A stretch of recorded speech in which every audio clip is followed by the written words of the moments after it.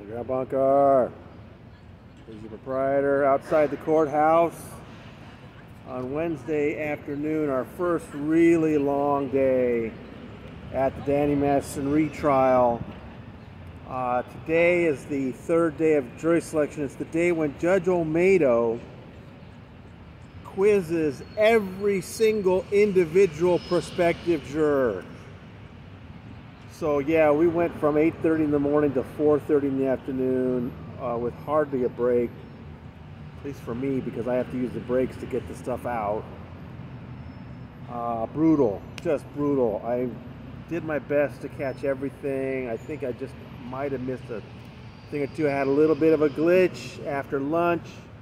I had a little software crash and I lost about 9 folks. So the chances of any of those 9 actually getting on the jury are very low. But see, the reason why am I keeping, first of all, I'm a pool reporter, so I'm trying to give good notes for the other reporters. But also the reason why I'm doing such detailed things about every single juror, as I learned from last time, was that once the actual panel is assembled, it's nice to have some notes about each person and know something about them. So I know some of these folks, we hardly got any detail at all, but some others were really interesting. A lot of people who knew at least something about Scientology, who had seen Leah's show, who'd seen, headlines and stuff. A depressingly large number said the only thing they knew about Scientology was that it had the celebrities. You see, that's why Scientology does that.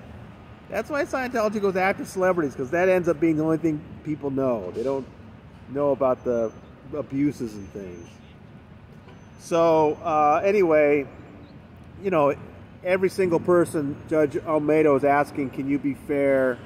Can you fairly judge this, both sides? And people, you would think people always say yes.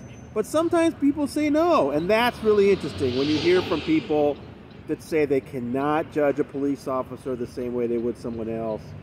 And, Judge Olmedo's being careful and not totally spelling out what they've written in those questionnaires, but you get the sense that some of these people have either been arrested or had family members go through the law enforcement process, and they are not happy about the way police treated them. So that's what Judge Olmedo wants to know, is which ones have a real chip on their shoulders going into this. And of course, the attorneys for both sides and their jury consultants are, rapidly putting together all this information for tomorrow, Thursday, when now the attorneys will get to ask some questions and we'll really start whittling people down. My memory from the first trial is, once this thing gets going, it's very rapid. And although she has more than 200 prospective jurors set up now, it's really only the first 30 or 40 that have a chance to get in there. At least the way they did it last time. Maybe that'll be different this time. But she's going to seat 20 people, 12 jurors and 8 alternates. I think it'll come from that first batch. But, that they go through the motions for all the rest. Some interesting people in there. An assistant attorney general of the state of Illinois was one of the prospective jurors. I thought that was interesting. A NASA administrator, various people in the film industry, and just, numerous federal sworn officers who, are there to serve on the jury if called. But anyway, I don't know exactly what these jury consultants are looking for on each side. But that'll get into, now that we have some basic information about each of them, hold on to that info, because tomorrow we'll see the attorneys asking those individual jurors some questions and then making moves to get them either in or out, basically get them out. And so hopefully by tomorrow afternoon we'll have a jury. But to get there, Judge Olmedo really does a lot of work today. And your proprietor had to do a lot of work trying to keep up with her. Ay, this was a tough day, people. But, we're getting closer to having a jury. And, not much else to report today. Danny, once again, is there alone. I remember last time, even on the jury selection days, he always had at least one person from his family or a friend. But not this time, all by himself. except for his attorneys. And,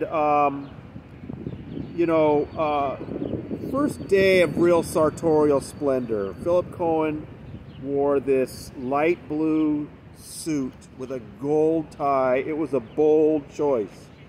I hand it to him. He raised his game today. I appreciate it. And but it still kind of looked like he was sitting second fiddle to Sean Hawley. I may be wrong about that.